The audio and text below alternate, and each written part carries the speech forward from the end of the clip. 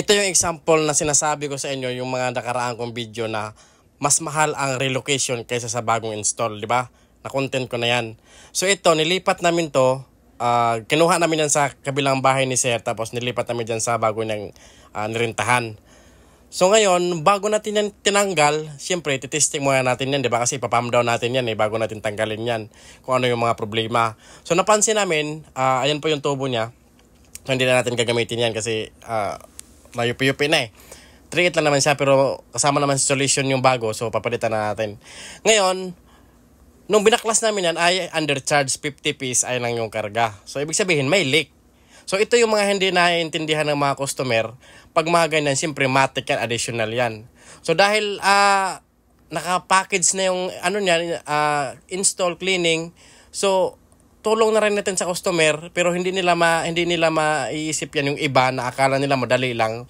So i-repair natin yung leak, i-leak test natin yan. Kumbaga, ano na lang ba, free na lang ba sa kanila, di ba? Pampalubag-loob na lang yan. So sa ibang mga customer, hindi nila maiisip yun na malaking bagay na yan pag mga ganyan. Pero mostly, additional talaga yung bayad sa repair na yan. At dahil para makuha lang namin yung yung tiwala nyo sa amin para sa susunod, tawagan ulit kami, ililibre na namin yung pag-repair niyan, di ba? Nilik test na lang namin yan bago namin linisin. Pinakita lang namin sa customer na may leak talaga yung unit niya. Kasi pag ikabit lang natin yan tapos hindi natin makita yung leak, useless lang, tatawag lang yan sa'yo.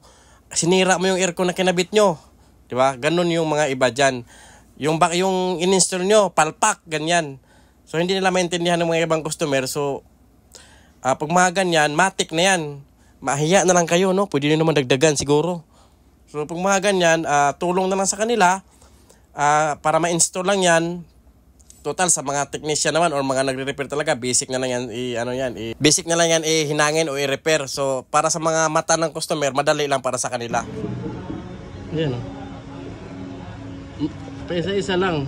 Maliit lang sa sir, kaso masakit sa ulo yan pag hindi nakita yan, tapos hindi na hinang, hindi na repair. Palagi ka lang magpapalagay ng freon.